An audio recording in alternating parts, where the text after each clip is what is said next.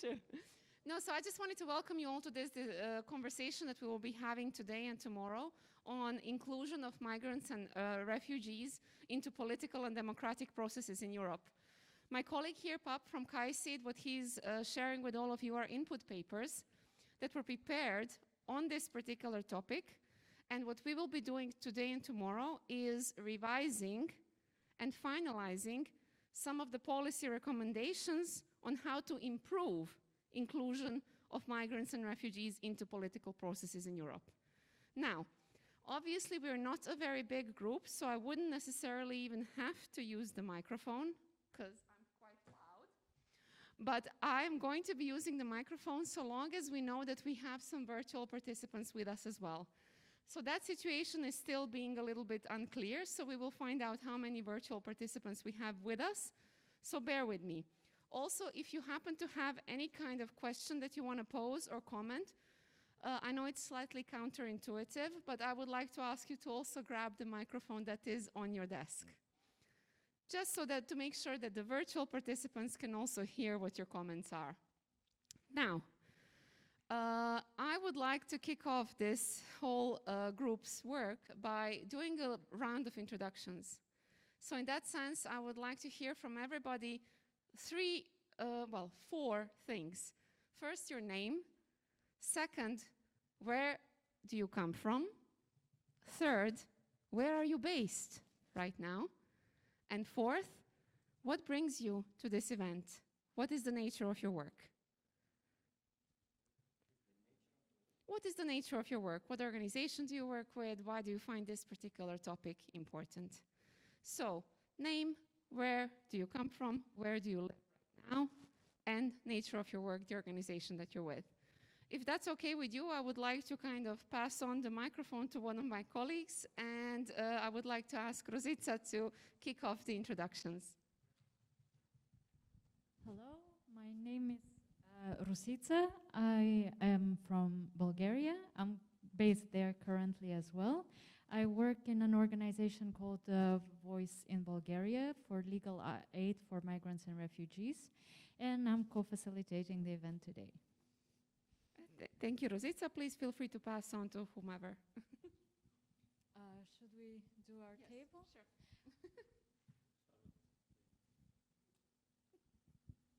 Yeah, good afternoon, everyone. My name is Syed. I'm originally from Afghanistan. I'm president of UNIRE, which is Italian National Union of Refugees, and Exiles, a refugee-led network on national level in Italy. Yeah, thank you. Thank you, Syed. You can pass it on. Hi, everyone. I'm going to step here because the people can't see the camera on the line. So hi, everyone. I'm Amjad Salim. I am a British Sri Lankan, but based in Geneva. And I work for the International Federation for the Red Cross, Red Crescent Societies, working on social inclusion and education, amongst other things. And I'm also involved with the Network for Dialogue, hence I'm here with two hats, I guess. So I'll pass to this table. You can use that. Hello, everyone. My name is Ana Paula. I'm from Brazil, but I live here in Lisbon. I'm academic, study public policy at Nova University of Lisbon. Hi everyone, my name is Elise Ferron. I'm from France, but I live in Finland, and I work as a senior research fellow at the Tampere Peace Research Institute, where I direct a project funded by the Academy of Finland, which is called Diascon, and which deals with the politics of conflict-generated diasporas. So I guess that's why I'm here. Thank you. Yeah, hello everyone. My name is Dima. I am from Syria, based in Germany.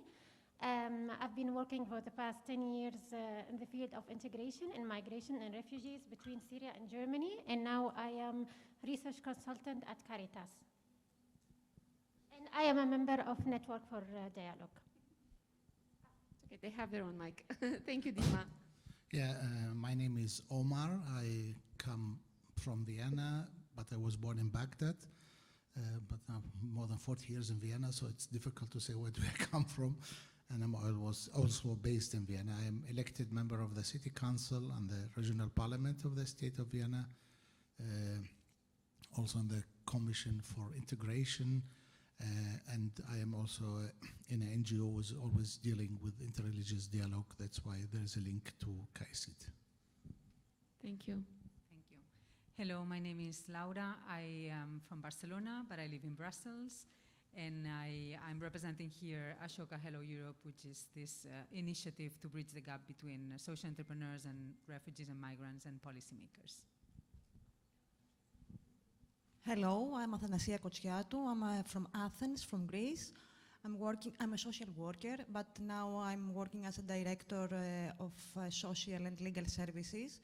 And we run a project with unaccompanied minors in Greece. Unaccompanied minors from Afghanistan and from Syria and Iraq. Here because we are also a member of KAICIID, and that's why. And thank you. They have their own I will mic. give you the phone to another colleague from Athens. Thank you. Thank you. And yeah, I'm based in Greece. I'm a Greek citizen, but I am from Afghanistan as an asylum seeker. I came in Greece. So, and my name is Yunus Mohammadi. Yeah, it is. And I am the founder and director of Greek Forum of Refugee. It is an association network of refugee communities in Greece. And one of our main issues is political integration and political right. And as an organization, we have already introduced 5 people as candidates with different parties. I myself also was candidates for the last European elections. So political integration and political rights, it's one of the issues we are involved in. Yeah, thank you. Thank you so much. Good afternoon, everyone. My name is Pablat Fatim Diouf. I work for the International Direct Center KAICIID in the Europe Region program. So basically, we organized this event, and I'm glad to see that everyone is enjoying it so far. And I work in the program for people seeking refuge, but we also have a diverse portfolio ranging from countering hate speech to social inclusion. And I'm looking forward to very fruitful discussion. Thank you. Thank you very much. Good afternoon, everyone. I'm Aude Satsou. I was born and raised in France from a French mother and Congolese father. I currently work in Athens in Zatar NGO, which is an organization which works at helping, supporting integrations of asylum seekers and refugees. Thank you so much, Aude. Amjad, can you help us introduce our virtual participants? I'm not sure if we can see them on the screen. I don't know whether you can, but we have two participants. We have them there. And we have Vincent as well, who's there. So maybe, I guess Vincent might be able to say something about himself, because... So Vincent, if you can hear us, just a brief introduction, just like you've heard from everybody in the room. Hi, good afternoon. Thank you for inviting me, and very happy to be here.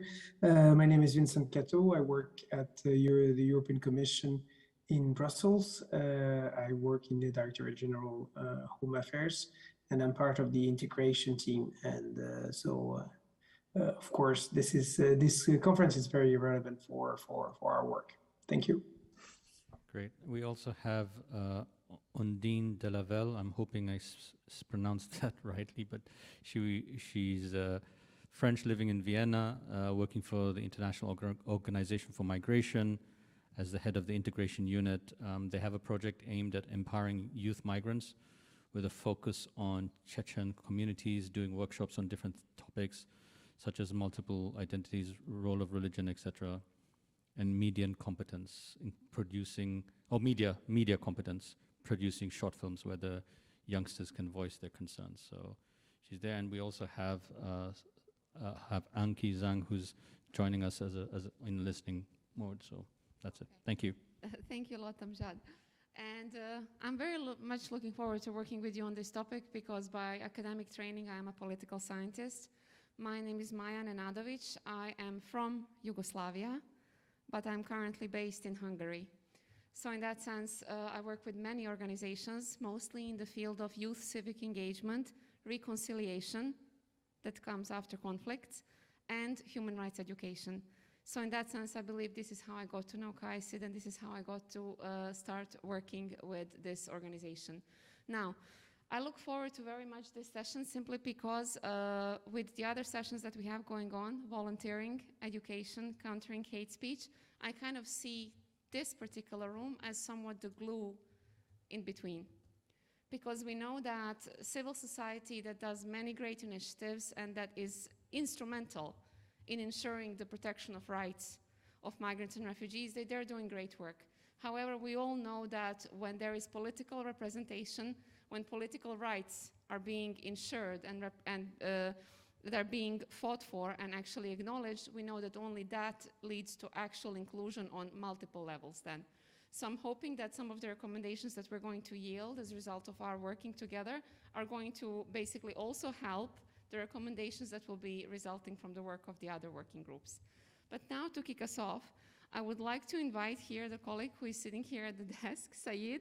If you would please be so kind, feel free to either use the microphone or to speak from the presentation desk. So it's up to you, but either way I would like to ask you to stand up so that maybe people can see you and hear you better. Thank you so much. Thank you very much. So yeah, I'm really honored and happy to be here to present you some refugee-led initiatives that I'm involved. So as I mentioned, I'm president of UNIRE, Italian National Union of Refugees and Exiles.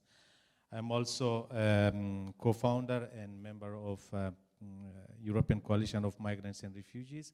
We are in process of registration in Brussels, so it includes many refugee-led organizations that are engaged locally in different European countries.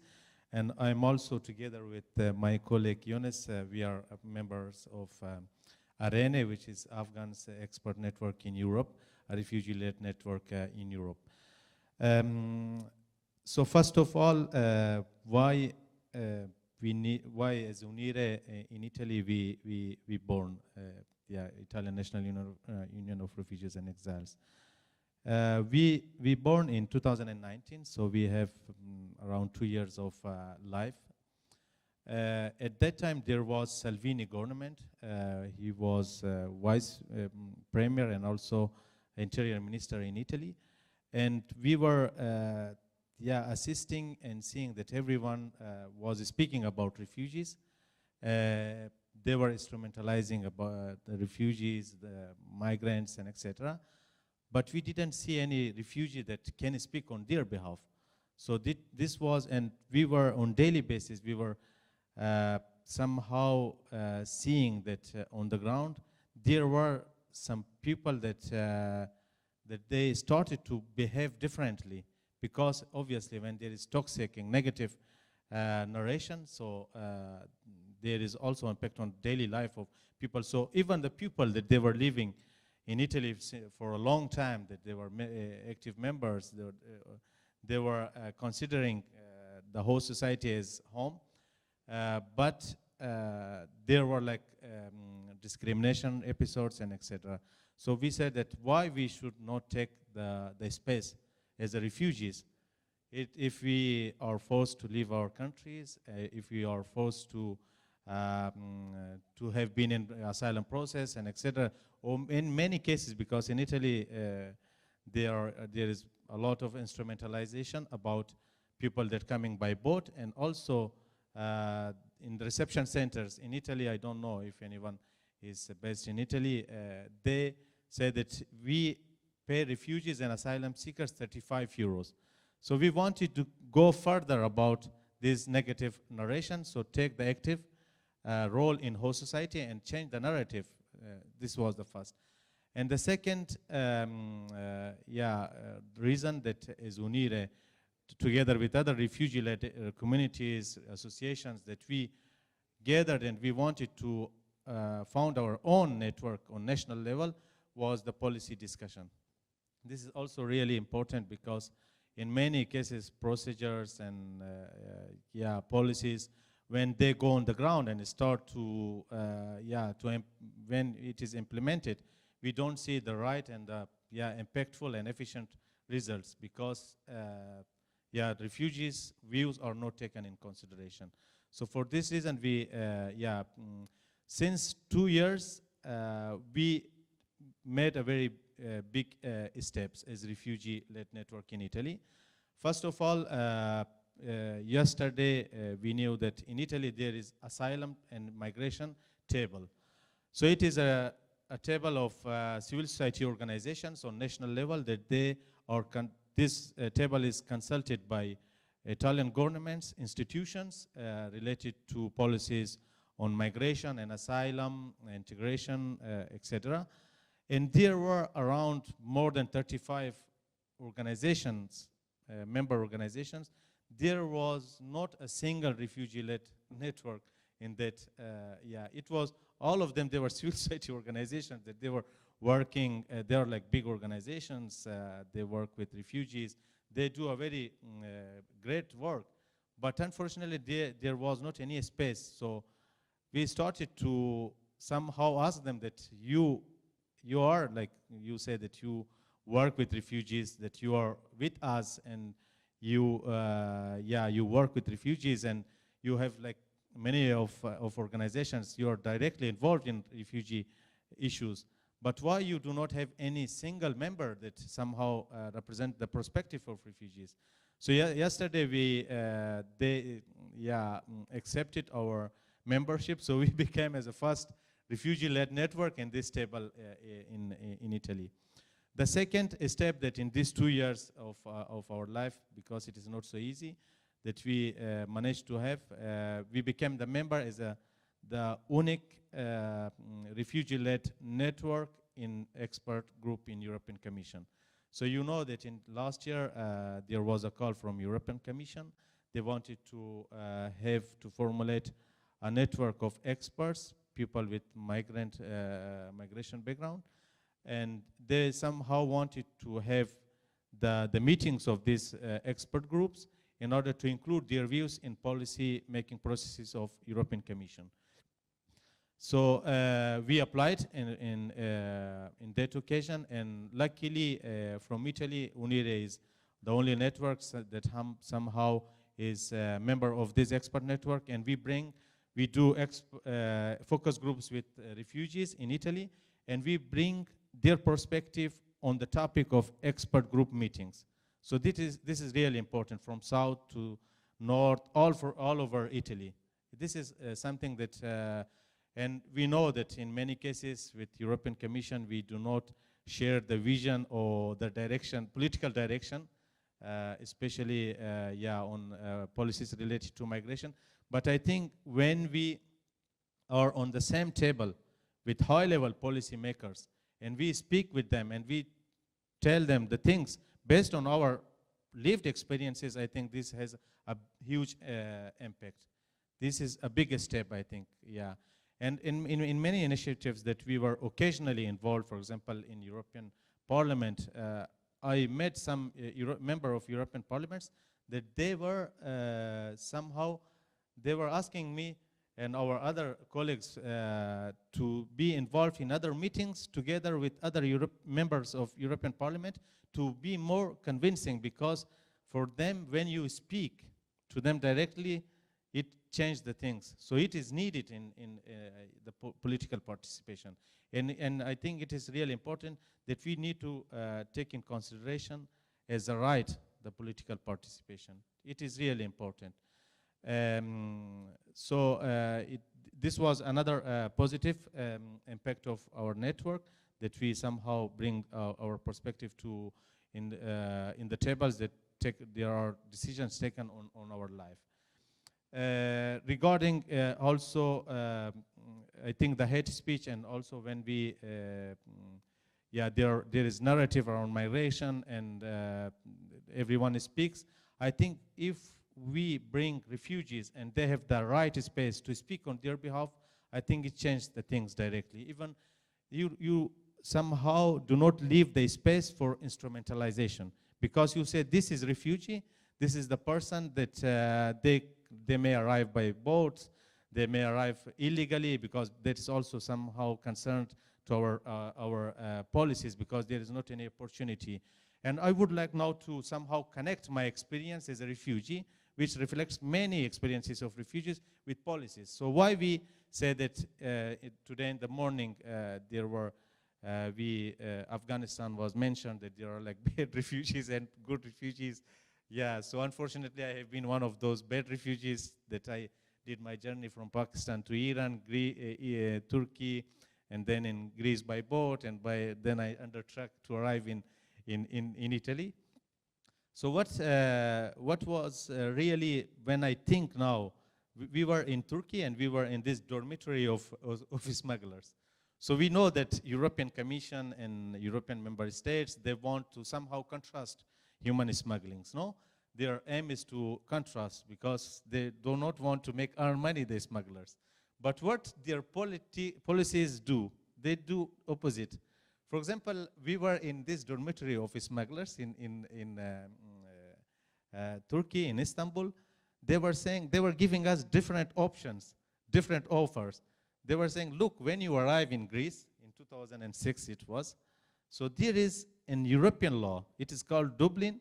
So when you arrive there and you are identified, so once you are fingerprinted in Greece, then if you move to other country, they will send you back. So what want you, if you pay us the low amount, then you need to be identified because you will arrive in these small islands and then you continue your journey. But you will be, you will stay in Greece. But if you want to pay us higher money, higher amount, in that case, then you escape the identification because you will arrive by boat in the Greek mainland. So you escape identification, and then there is no problem for you that you can continue your journey. And if you want to even pay higher amount, and you can arrive directly from Turkey to Italy. So it means that you escape Greece. It means that you do not be identified. One of countries somehow is escaped.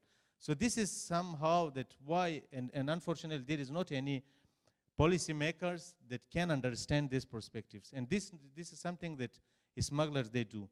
For now, the situation in Afghanistan, my country of origin, people, they are left behind, and also people that they are somehow risk life because of Taliban, because they previously collaborated with international communities and also activists, women rights activists, and etc.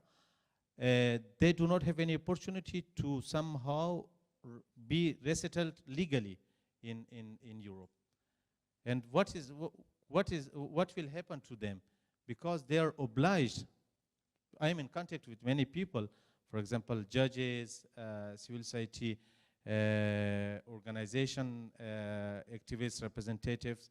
They want to leave the country, and we are trying to, to somehow make them appointment to some European member states embassy in Pakistan or Iran, and unfortunately it is not possible. And when you go in, it happens many times to me. Many civilians, citizens, Italian citizens, they say that why you did do that long journey to arrive in Europe? Why you didn't go to embassy to ask for visa? They don't know that what it means. The people that they have collaborated, and if there is not an opportunity, the people, because they are somehow forced to leave the country. I think for this reason, we need to somehow, if you are working with refugees, if you are working with asylum seekers, you are involved with them, it doesn't mean that you should take somehow their representation and their voices. We need to give them the space. Regarding another very important topic, for example, I was working in Rome with an initiative, a project, that we were doing focus groups in reception center for unaccompanied minors. And what we, after 2 years of this project activities, we learned that there was not a single space for unaccompanied minors to be involved directly with local policymakers, with municipality. In Italy, the municipality, they pay the whole cost related to reception of unaccompanied minors. But there was not any single opportunity with them, the space like this, to listen to the voices of unaccompanied minors. We know that regarding the young people, there is already a stereotype that they are young people, that they are not somehow able to take the right decision. We need to take the decision on their behalf. But it is even somehow worse for migrant youth, for unaccompanied minors, because they have language barrier, they have other kind of barriers, and they do not have the opportunity, the possibility to sit together with refugees, with unaccompanied minors, and policymakers to somehow raise their voices. And I think they, based on their experiences, I think they can teach a lot to local policymakers. And unfortunately, there is not a single initiative in Italy, at least. I'm working with Missing Children Europe as a project officer for children in migration. For example, this is another, I think, topic that especially civil society organizations that they work with refugees, they need to somehow recruit and give employment to have staff members as refugees or people with migrant background. I started working with Missing Children Europe a couple of years ago. They were organizing annually Lost in Migration conference, and there were like all experts, policymakers, civil society organizations involved in this conference, and there was not any refugee or young migrant with lived experience to speak in that conference. So last year, it was the 4th edition, and thanks to my contribution, I became as a bridge between our organization, Missing Children Europe, and young people from different European countries to have the youth conference with young people and to listen to them and also to give them really the right space and the right space of meaningful participation. So we started to ask them that what it means for you, meaningful participation. What is for you meaningful participation? How you can be active member in host society. So they gave us different ideas, and based on their ideas and outcome of that youth conference, this year we are going to organize our next conference in December. So we taken in consideration their views, and in fact, I can assure you that they have a lot to say, and they have impactful ideas, really. It doesn't mean that if they are young people, they cannot give us good ideas or positive or something realizable ideas. So for this reason, I think we need to also take in consideration youth-led initiatives, especially for migrants, and unfortunately there is a big gap on this. I would like to conclude with this phrase of Gandhi, who says that whatever you do for me, but if you do without me, it means that you do it against me. So it is, so we need to do more partnership, more space for refugees and migrants, and also, as I mentioned before, the direct experience and lived experience has huge impact, even on policies. Thank you. I would like to open the floor for questions in case somebody has any questions for Syed and the story that we have just heard. As we have heard, there is multiple organizations that he's either a member of or a founder of. And I fully concur with the idea that sometimes the most effective way of silencing somebody is actually speaking on their behalf. Even though it's well-intentioned, etc., but that is a very effective way of silencing groups. So any questions? Please feel free to grab the microphone. Yeah, Dima, please go ahead. Yes, thank you so much. Or shout in case your microphone isn't working.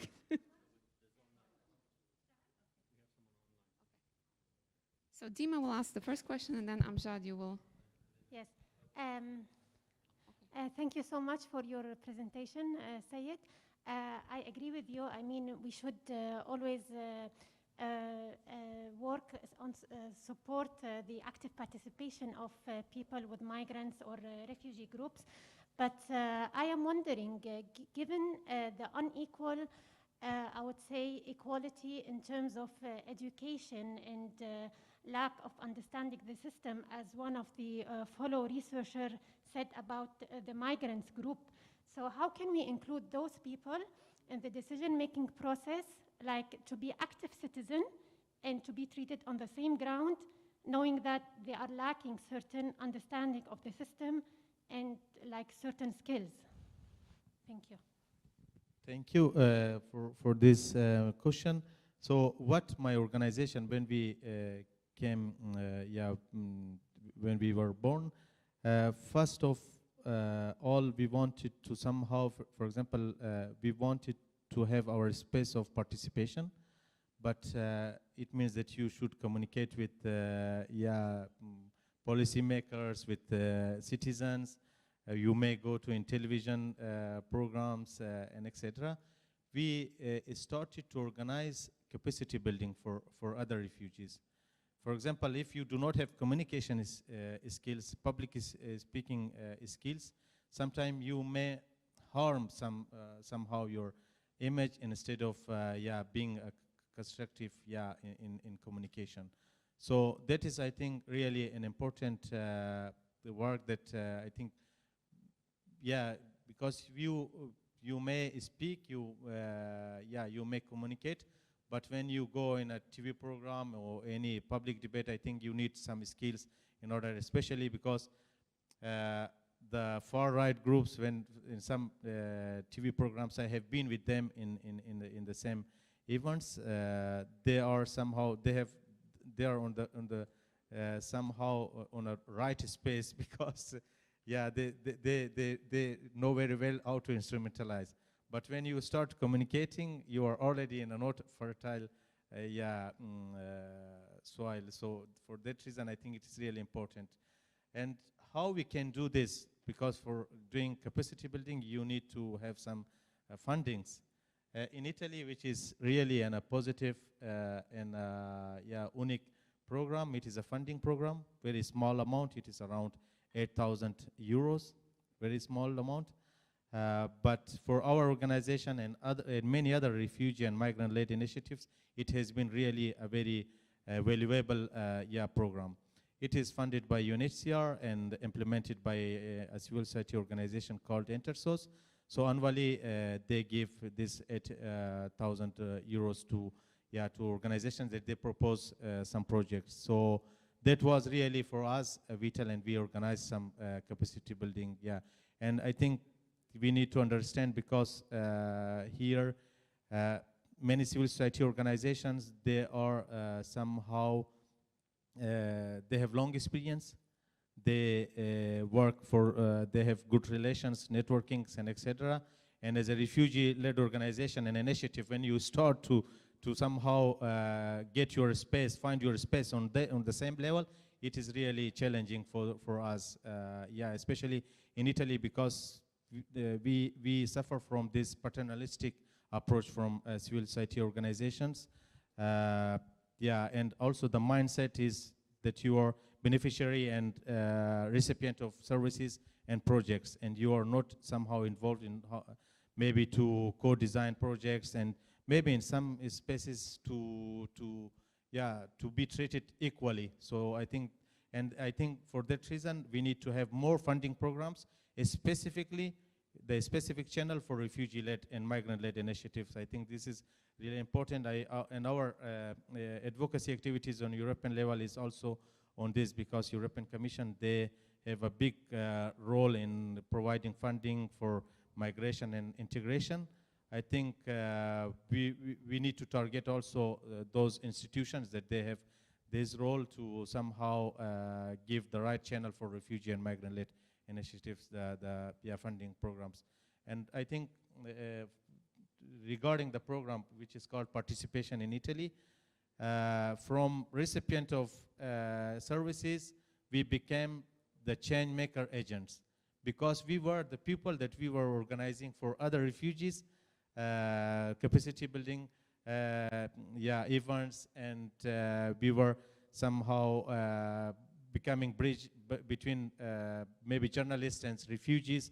So it is like already like a positive and a very powerful message to other refugees that look, in this whole society, your experiences, your skills are valued, because there are refugees that they came before and they have their space and they are participative in the whole society. I think this is a very powerful message.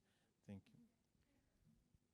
If I could just interject, I think that what you just said about revising the access and participation thresholds or criteria is quite important, because for some funding mechanisms, your organization has to exist minimum 5 years, or minimum, or it has to have a minimum budget that it operates. And we all know that for groups who are just starting to organize, these criteria are far too high for them to actually even be able to meet them. So in that sense, I think that we're already kind of talking in terms of, or in direction of, some recommendations. Yes, please, we have another question.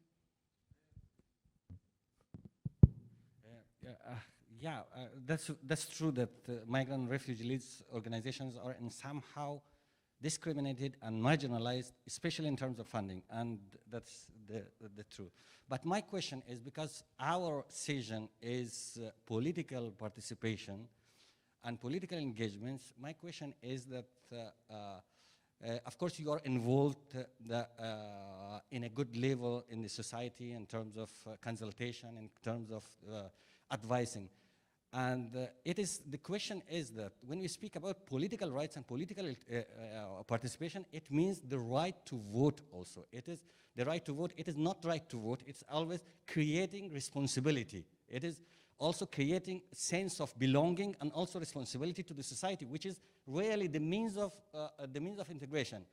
My question is that you are from 2006 in Italy. Do you have Italian citizenship? What are the barriers if you have the right to vote in local or national elections, for example? That is the political right that we are discussing, or political participation that I'm discussing.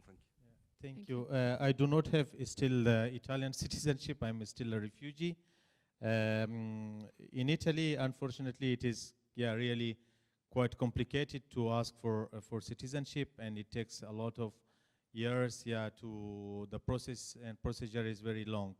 But I think we need also to move forward on this regards, because yesterday another positive story and news that we received, one of my friends who is also the president, he has been former president of a refugee-led organization that they were engaged locally and they were doing cultural activities. He came by boat from Libya. He's from Somali, and he got his citizenship. After 14 years, yesterday he was elected as a councillor in Turin municipality. But he waited around 14 years in order to have that right, because he had to first ask for citizenship.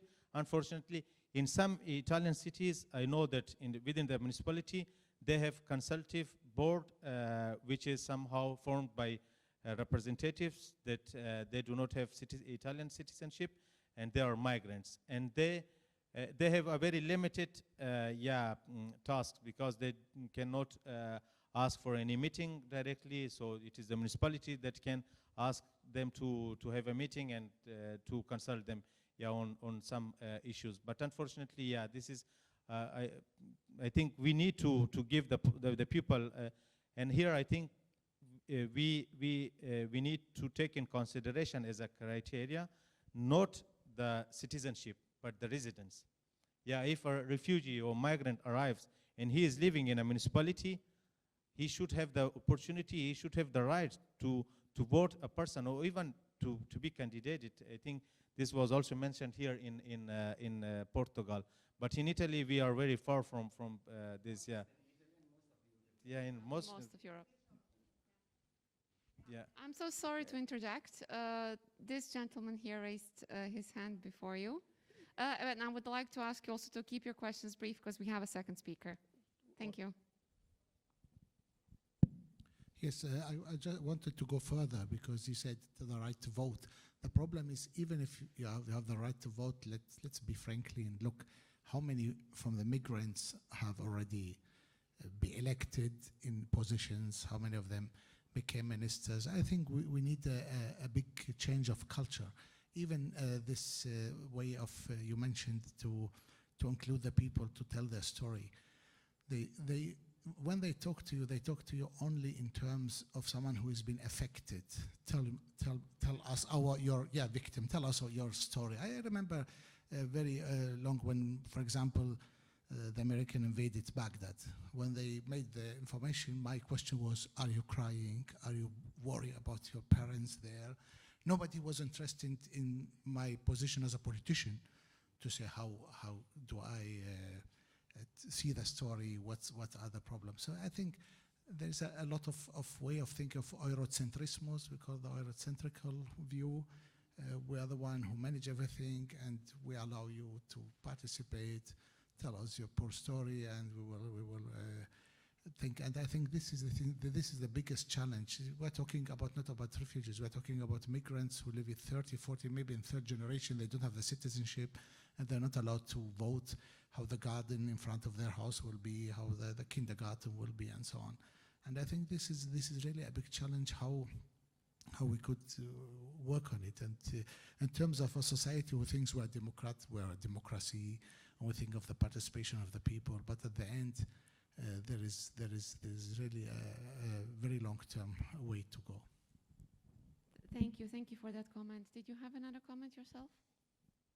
And I would like to ask about the participation of women in your organization, because I know that Afghani women, they don't participate so much, not only Afghani, and from other countries, to this kind of association, this kind of organization. Can you tell us some more information about it? Yeah, thank you very much. So regarding your topic, in 2019, I got my graduation, and it became a very big news in Italy that a refugee got graduation, and they put also very negative headlines on newspapers that someone that escaped from Taliban here got graduated in Italy. And I was invited in a TV program. This is the problem of mindset. The journalist in TV program, he said that, look, here you are for your story. You cannot mention your organization, you cannot mention your active contribution in the whole society, that what you do with your organization. Here you are limited with your family, with your story, personal story. We cannot even mention under your name, your organization name. So this is unfortunately the mindset. And what happened during this pandemic in TV programs, there were in Italy, I speak about Italy, there were many experts that they were somehow commenting this pandemic, and there was not a single expert with migrant background to speak in these programs. Even though there are many experts with migrant background. In Italy, we have many doctors, yeah, and unfortunately, and if we do not familiarize the people, the citizens, with the active presence of, with the image of migrants, the image will be always toxic, yeah. So that's, I think, we need to change. Regarding your question, our vice president, she is from Kurdistan from Turkey, and we do not represent only one community, because if there is any policy that somehow is designed and implemented, it will target the whole origins, not only a single origin. So our problem and our opportunities and also challenges are common. So for this reason, we gather people from Sudan, Algeria, Somali, and Eritrea, from different countries. And half of our members, they are women. And we gave them the opportunity, even when we are invited in events and etc., in our internal meetings and etc., they have equal opportunity to speak on their behalf. Thank you all for this very, very interesting input and the insights we've received from the group as well. To Syed, thank you for your presentation. I would now like us to divert our attention to the screens, where Mr. Vincent Catot from the European Commission is going to address us. Thank you all for bearing with this wonderful technology of hybrid event as well. Vincent, the floor is yours. Thank you very much. And I'm sorry that I could not join you in person. It would have been much better to see faces and people in reality and not just through the screen. And I hope you can hear me well, and that the sound is clear enough. Just for a few minutes, I'd just like to give you a few points on what we do at the EU level, and as part of the discussion we just had. The European Commission, our framework for integration is the action plan that we adopted last year, about a year ago, which is called the Action Plan on Integration and Inclusion. It, of course, has as priorities, the usual priorities: education, access to labor market, housing, health, etc. But in relation to what the topic we're discussing today, we have as a horizontal principle what we call in our EU vocabulary the multi-stakeholder partnership, which I'm sure you're familiar and you've heard before in previous conferences, since I think I met quite a few of you in previous occasion, and I also take the opportunity to say hi to the previous speaker, which we met recently at the meeting of the expert group. So multi-stakeholder partnership, that's the easy concept of an integration policy can only be effective if the responsibility of it is shared with the key stakeholders, and the key stakeholders are obviously the migrants themselves and the other partners involved: local authorities, state agencies, social workers, schools, NGOs, obviously. So all those actors need to be involved. And of course, the involvement changes depending on the context, being local, being the national context, the cultural context, or the administrative context. I mean, talking about integration in France is very different from talking about integration policy in Germany or in another country. You have the history, you have the power of the central state or the federal state. So all this has an impact. But what we underline in our action plan was really the need to reflect on how those key stakeholders are involved, because they need to be involved. And that of course include migrants and migrant-led organizations. And also, of course, since we're in this framework today, religious or organization, which are, of course, in many occasions, relevant organization to establish the dialogue, the necessary dialogue at local level. Vincent, sorry, can you just pause for a moment? We're having problems online, so people can't hear you online. So can you just pause for a moment while we just sort that out? Thank you. Apologies for that.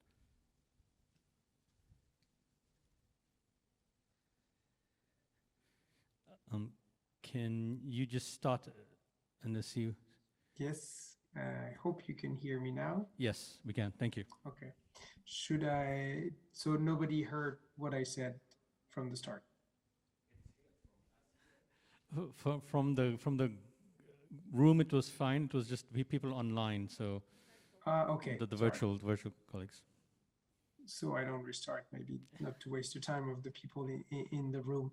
But just to say that now, so we're, as part of this action plan on inclusion, on integration inclusion, we have this key concept of multi-stakeholder partnership. And this is not a new concept, but the involvement of migrants and migrant-led organization, in line with what's been said with the previous speakers and in the audience, this really requires a paradigm shift.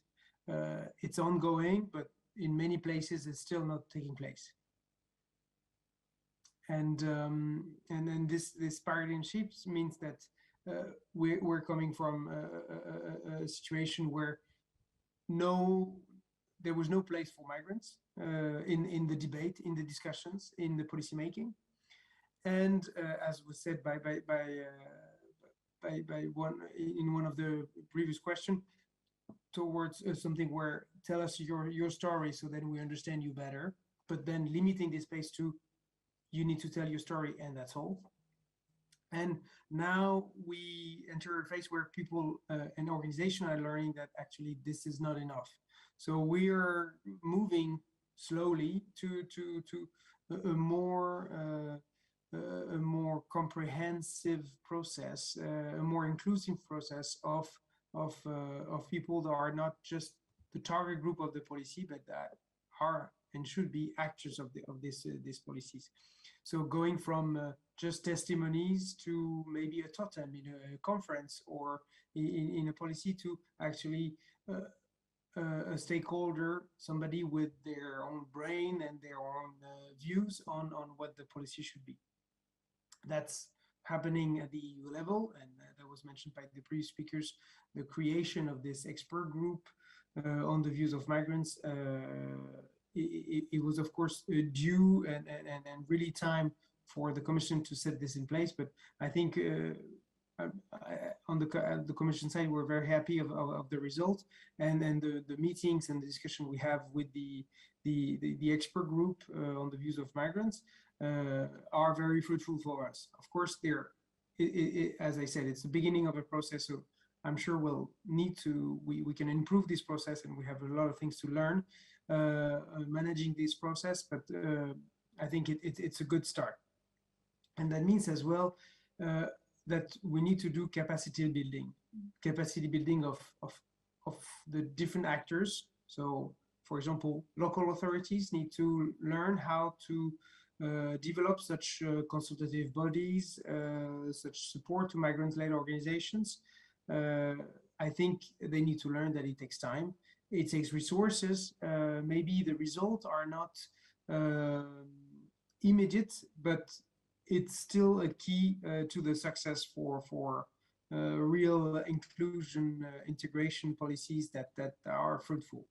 And of course, what I think is interesting is that at the EU level, we can help and we support that process. That we, one of our main tools at the EU level, since we don't obviously have a legal power to prescribe what an integration policy should be, but what we have is funding, which was also mentioned previously in this group, is to support local and regional authorities, for example, to learn from existing practices, existing good practices, and so they can build their own capacity to launch their own inclusive process at their level.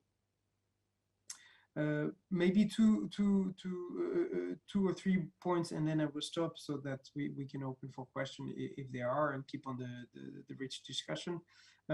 What I think is interesting is to reflect also on the capacity building of the other end, that is the migrants, the migrant-led organization. To be effective, I think the migrant-led organization sometimes need to have the means to understand the administrative process, the political process, and that is like any other organization, to be really effective, to know how to know who to consult, who know to contact, and then how effectively get into the debate. That's I think that's something that we can reflect. I know that there, for example, in France at the moment, a similar expert group as the one we have at EU level, and as part of their work, they have organized a series of conferences where different organizations, different persons presented their own work, so that the people who are part of the expert group and will be also involved later on in different ways, for example, selecting projects or being a part of consultative bodies, get also a culture, the administrative culture or the political culture that you often need when you need to be part of this debate.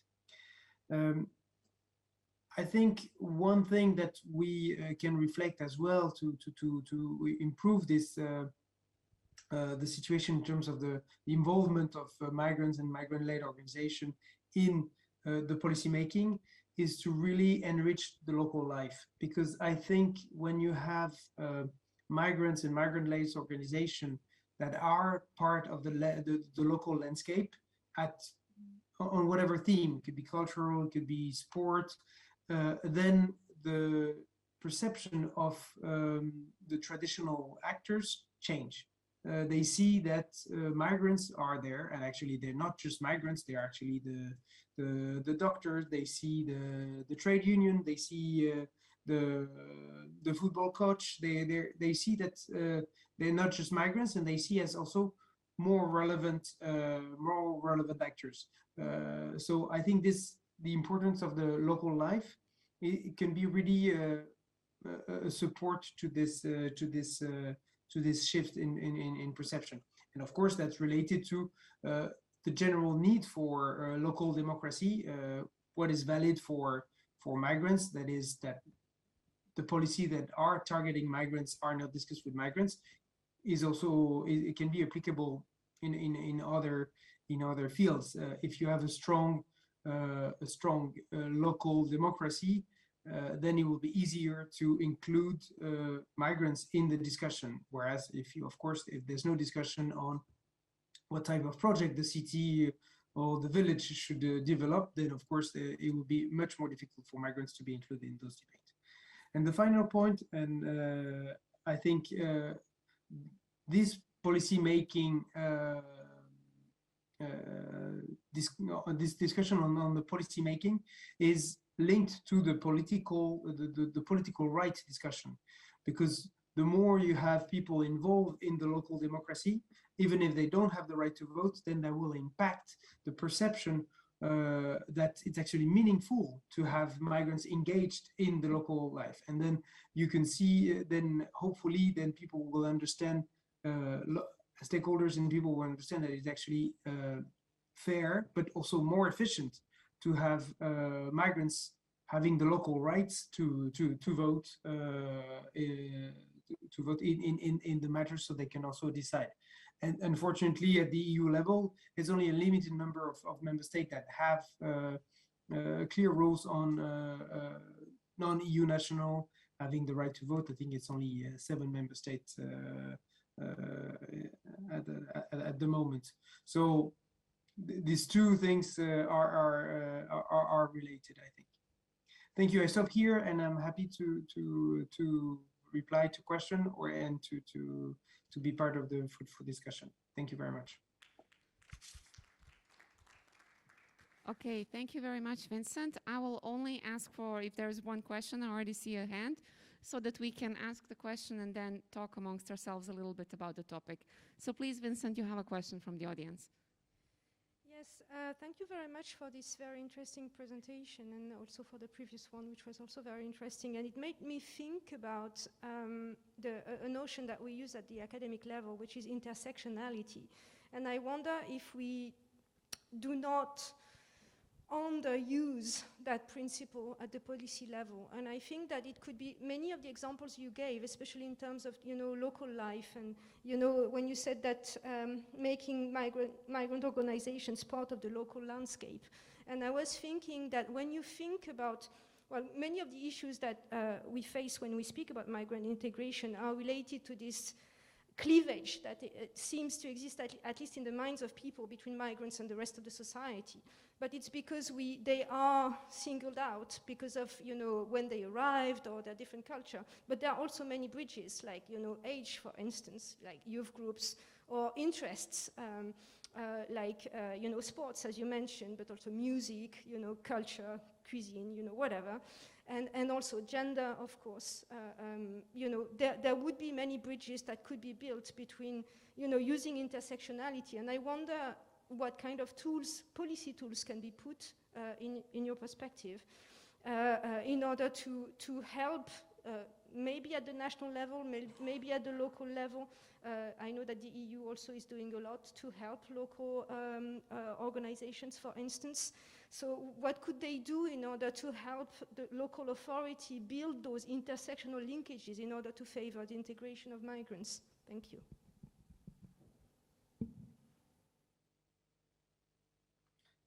Thank you very much. No, I fully agree. I think this is very valid, and also at EU level, you see this. I think that this notion of intersectionality is also more used and a bit more understood, and rightly so. What we at EU level we really push, I mentioned, to capacity building of local authorities. We have partnership with the Committee of the Regions. We have an action called Urban Agenda, so the partnership and inclusion of the urban agenda with very committed cities eager to work on inclusion and integration issues. And these are, for example, in the urban agenda, these are cities that are already aware of those challenges and already working in more inclusive integration policies. There, for me, so as I mentioned, I think this is really, unfortunately, things that take time because to build the local scenes, even if sometimes you have migrants organizations that exist, it still takes time to get the process ongoing at full speed. You have, I think, really I was reading the input paper and the example of the I think there was a city in Finland where they had like several rounds of consultation and discussions. You really need to build this regular communication and discussion on to really engage the maximum people. Then you have, I think, this we have a lot underlined the specific needs that migrant women might face. Because we know that sometimes integration policy tend to target somehow only the male aspect of migration, especially when you talk about labor market access. A lot of activation policies are only targeted at male migrants. So these aspects are also very much underlined, and to make sure that local, I mean, national and local stakeholders are aware of those aspects. So I think that relates to your comments as well to intersectionality. And I think now that we have good examples of those consultative bodies a bit everywhere in the EU, we really need to learn from them in those that are developing. So how the time you need to set up this group, the diversity they need to represent, for example, as we mentioned, men, women, or nationality, or also profiles, being aware of the possible specific needs of refugees compared to economic migrants. These they really need to be part of the transfer of knowledge towards interested stakeholders. I'm so sorry, Vincent, to interrupt, but we are running out of time. So in that sense, I'm going to ask you to hold your question. I believe we have an interest from the online, from Ondine, and I think Amjad is going to read us her question, but Vincent, please keep it brief. So sorry to ask you that. No, I'm done with the reply. So just a question from Ondine. On the topic of intersectionality, there are different concepts in integration from two-way, or there are different concepts in integration from two-way efforts up to putting the burdens of providing willingness to integrate. So when we take the two paths, when you take the two ways pathway, it gives the illusion the same amount of responsibility is on both sides. However, one can question this as migrants have to do things in addition to language, orienting oneself, etc. So just maybe briefly your thoughts on that. Very briefly, I understand that the misunderstanding can happen, but this is not our perception of this two-way process. The two-way process, I think in our view, doesn't mean 50-50. It means everybody needs to adapt somehow, and then the somehow means it depends on your situation. It means that the whole society needs to make the effort to be a welcoming society and an inclusive society. But it means, of course, that the migrants has to reflect on what are the practices in the whole society, what are the values, and what type of effort they need to make for their own sake as well, in terms of feeling good, let's say, feeling integrated, and is not only, it shouldn't be seen as as a domination process. It means more a respective and mutual adaptation. That's how we perceive this two-way process, not as a 50-50. Thank you. Okay, thank you so much, Vincent. Just for the benefits of people online, because they can't hear Vincent very well online.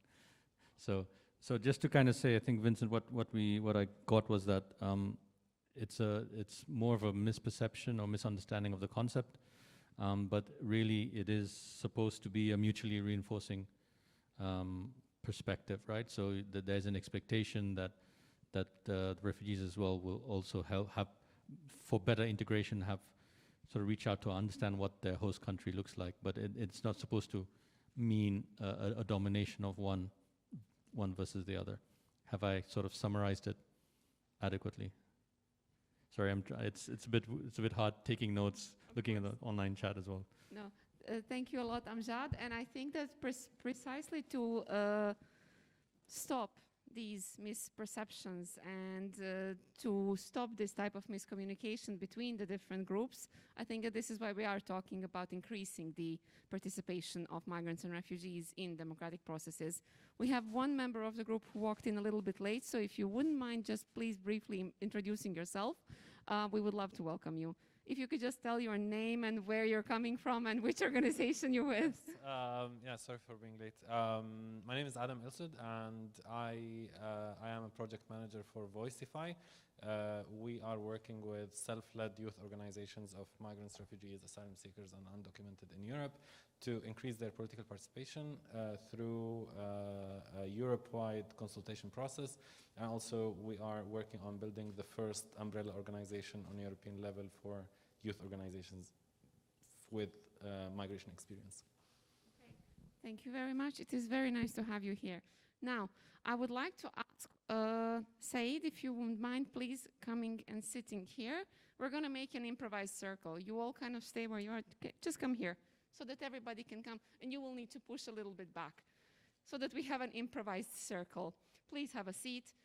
Please keep your microphones handy. I would like us to basically together now as a group have a short discussion, and Rosita will be helping us and catching the points that we mentioned on the flip chart so that we together can list what are the key challenges and obstacles to political participation of refugees and migrants in Europe.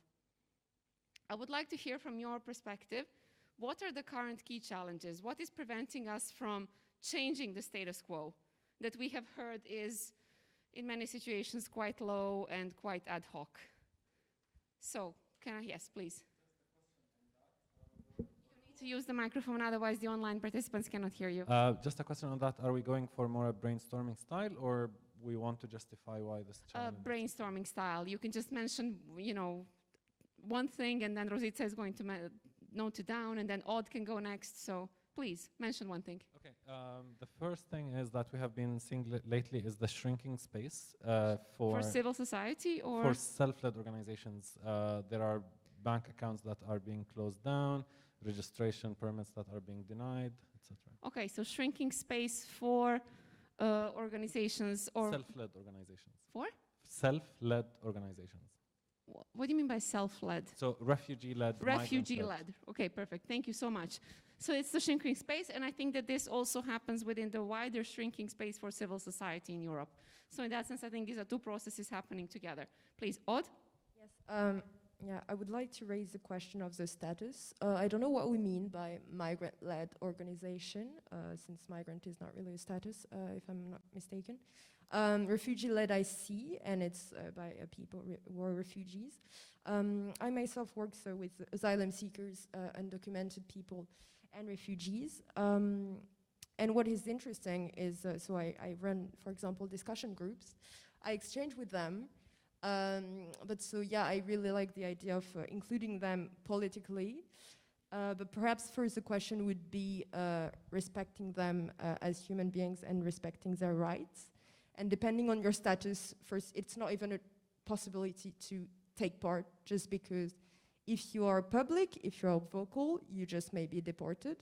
So that's a good question. So I think the question of status should be raised. I would love for these people to take part, but do we really want to engage in conversation, people whose rights we deny, whose humanity we disrespect. I think this question is also just including them would probably mean threatening her beautiful conception of democracy and realizing we're not that much close to that. So that's what I wanted to say.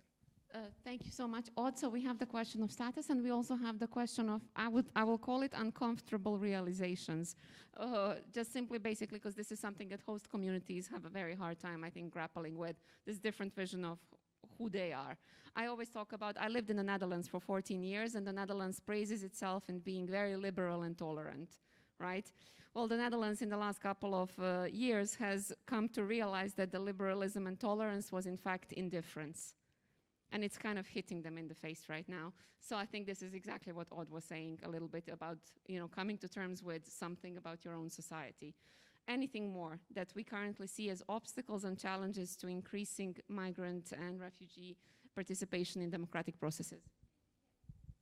Dima? Yes, I would say willingness to participate, to be active citizen and not to be a victim, rather than to be active and to participate. And just to push you a little bit more, when you say willingness to participate, how do you think that happens? Because oftentimes in certain European countries such as Germany, there are like legal access or certain opportunities, but you can see there is lack of willingness by certain group to participate, but they are forced to participate in order to be part of the system, but there is no like a genuine, really willingness to change and to be part of the society.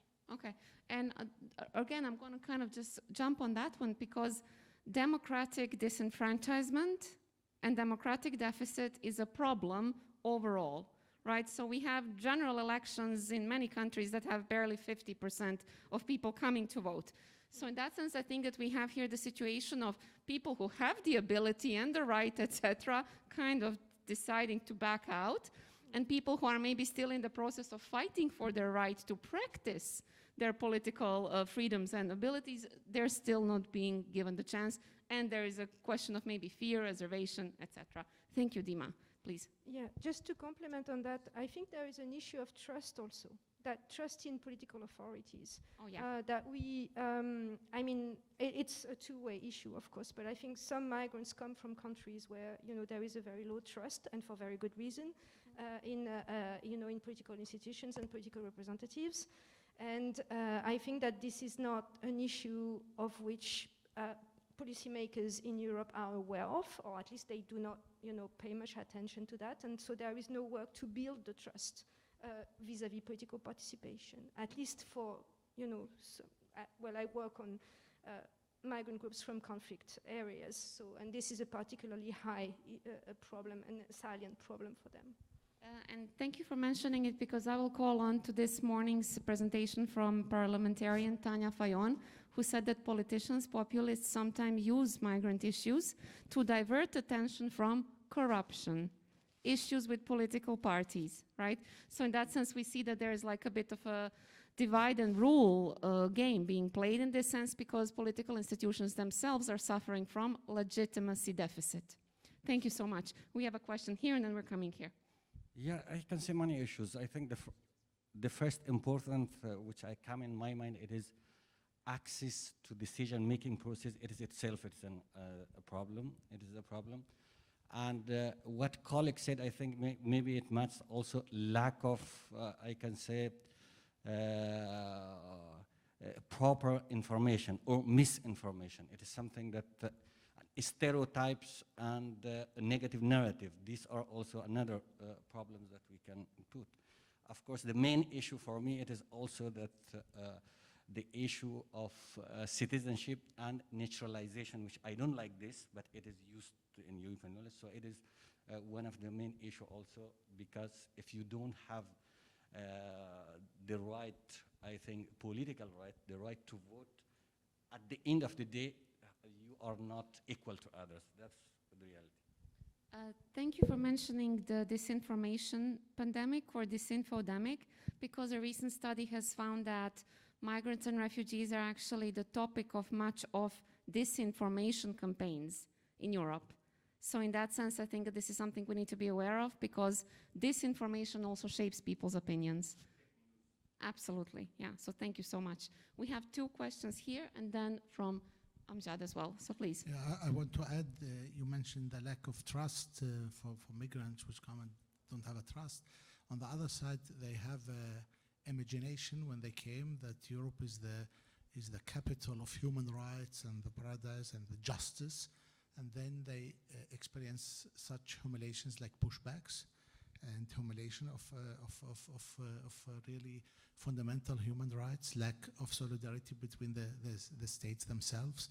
So this double moral that we're living, we are all the time discussing in Europe, we should bring these people to have value courses, and they have to learn our values, and they have to learn how to behave. And on the other side, we are doing some such things that it's terrible. And this is, I think, one of the big challenges also for our system is how obliged are we to our values, and how are we living them or not?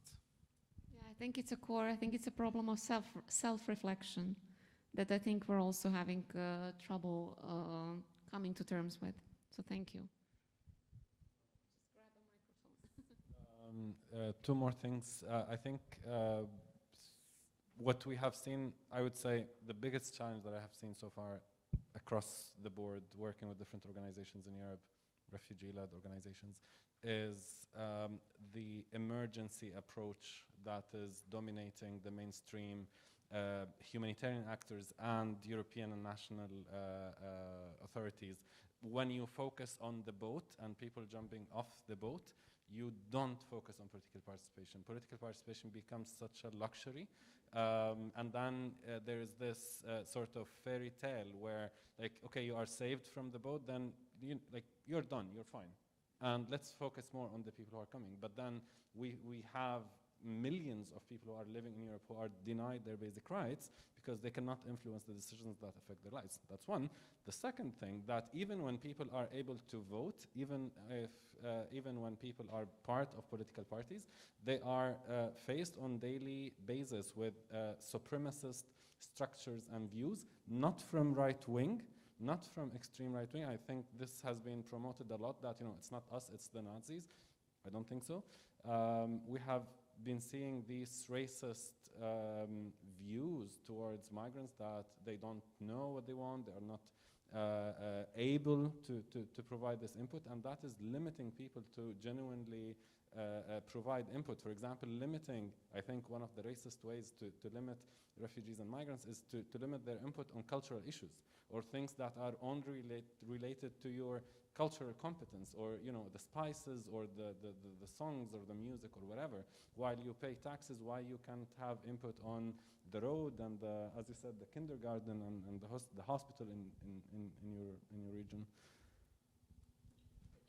Thank you so much. We have, I think, from online, and then Syed, you're next. I'm actually not from online, it's from me. Okay, perfect. Then Amjad himself. Sorry, I just wanted to add, I mean, I think one of the things, so we've been talking about participation of refugees and migrants in the political process, and I think that's important, but it's also important not to see this as a panacea, right? Because I think if you look, say, for example, let's take the UK, right, where the Home Secretary is a child of a migrant, right? Her parents were Ugandan Americans, but she has enacted, and she's responsible for one of the worst migration policies that the UK is currently having, right? And so I think that we need to be cautious as well, either not to put too much pressure or expectation on someone coming in, because thinking that they will actually open the door, but also to realize that I think that there are challenges. The other aspect of it as well is that, I mean, going back to naturalization or voting or whatever, in the UK, for example, even if you are not a citizen, if you're a resident there, you were able to vote in whatever election, including European citizens, except this didn't matter once Brexit happened, right? No, even if you were a European citizen, you had voted, you had been there, moment Brexit happened, you were almost given a choice. So to say, either you become a citizen of ours, or you leave. And so, so I think that that the governments have now kind of mixed up a lot of things in terms of how they engage with migration. And there is also a terminology problem, because in many parts as well, and I mean, I did some work, I supported at least a little bit on a diaspora project on diaspora, but there's also now another terminology which comes in, it's diaspora, right? So now you have diaspora, you have migrants, you have refugees, and they all, in the eyes of the policymakers, they all kind of mean one and the same thing, and that's problematic, because for someone who's like, say for example, a second or third generation Brit, you know, constantly always being asked, where do you come from? You know, showing exactly that actually, you know, the fact that your color doesn't show that you're from this country. So I think that there's some structural problems that we need to also address, and I think that's part of the challenge, that in terms of helping policymakers understanding and navigating through that process. And we can have that intersectionality as well, but I think it's important. I mean, with all due respect, you know, policymakers are extremely lazy, right? So I think that we need to help them to have that understanding a little bit better. Thank you, Amjad. Yeah, so for me, I think it is really important, for example, to review the term of integration, because when you speak about integration, it means that social inclusion, economical, financial inclusion, cultural inclusion, but we do not think about political inclusion. I think this is the basis of, it should be the basis of integration. When we speak about integration, it is not inclusive if we don't take in consideration also political inclusion of migrants and refugees. And this is really, when we see many projects, that somehow covers economic or cultural inclusion, but never we see any political inclusion. So reviewing the term of inclusion and integration. And then I think mass media representation. We in Italy, for example, in 2017, around 50% of news were related to migration, because at that time it was election campaign was ongoing on national level election. So everyone was speaking, and it was like a big topic, migration. And only 7% of news were represented by migrants or refugees. And from 100%, so 93% were other stakeholders, that they were somehow the central role in that news. And only those 7% were victims of racism or discrimination. So when you are the victim on that occasion, you have the right to speak. I think this is, and political mindset. When one of occasion there was a political representative of a political party in Italy, we had a conversation. It was a round table with other civil society organizations, and when we spoke about political integration of refugees, he said, no, this is more concerning second generations, because they are born here, they are more integrated, so their voices have more impact than refugees, because they are newcomers and etc. So this, I think, mindset, even the political party was from left party. So I think we need to also somehow have that mindset. And lack of trust. For example, in one of occasions, there were a member of parliament that we were in a event.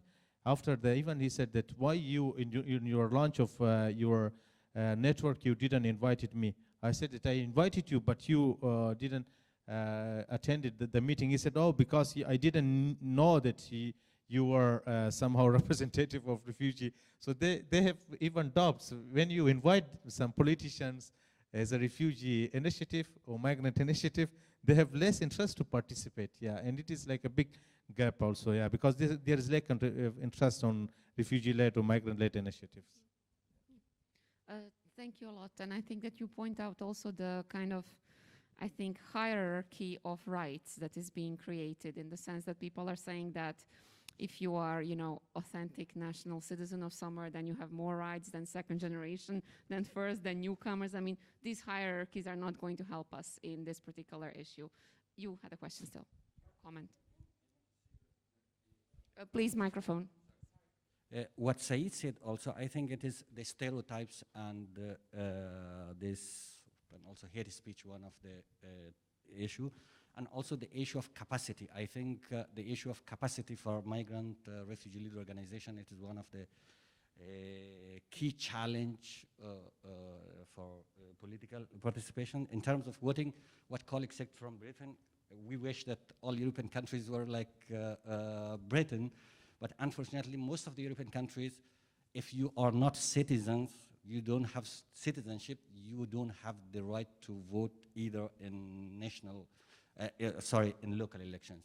That's really good because we are working on this issue. We can see in Scandinavian countries that recognized refugees are voting, migrants are voting, or asylum seekers are voting in Ireland. So it is really important. But countries like Italy, like Greece, like France, I think also that they don't have peoples, that they are living 30 years, 40 years in a city, but they don't have the right to vote for the mayors of the city. I think it is really even ridiculous. Thank you. Thank you a lot for your point. I have a final question for all of us here in the room, just to kind of give us a taste a little bit of this discussion and the conversation that we will be having tomorrow. So, if you feel that the question I'm about to ask you is too personal, please feel free not to participate. But I would like to see a show of hands. Who of us here in the room or in the online space is a member of a political party? We have two. Okay. Thank you very much for showing your membership. I look forward to hearing more about your membership and your role in your respective political parties. But the reason why I went on a hunch. And my hunch as a political scientist comes from the data that political parties are some of the lowest trusted institutions of all the institutions. And I think that this is part of the problem currently within general inclusion and participation, is that we need to find a way to kind of reform this, because we so far have not come up with a different system. Political parties are still the main channel of exercising democracy and of having representation. And the fact that they have such low trust levels, I think this is something that we also need to discuss how we can address this better. So I would like to thank you all for being here today. Thank you all for participating, and thank you all for looking at a very, very brief input paper that you received, because tomorrow when we meet in the morning, we will proceed to revise and refine and finalize the policy recommendations that will be the output of this particular group. I would like to invite you all to please join the Human Library activity that is happening upstairs in the large plenary room. And I believe that Amjad also wants to say something. Oh, cool. Yeah, so Human Library will be starting in half an hour. Obviously, you have a short break until then. But also, I would like to invite you to please feel free to get to know a little bit more about the members of the group, because I think there's a lot of questions that we can ask each other still. So thank you a lot, and I'll see you tomorrow morning.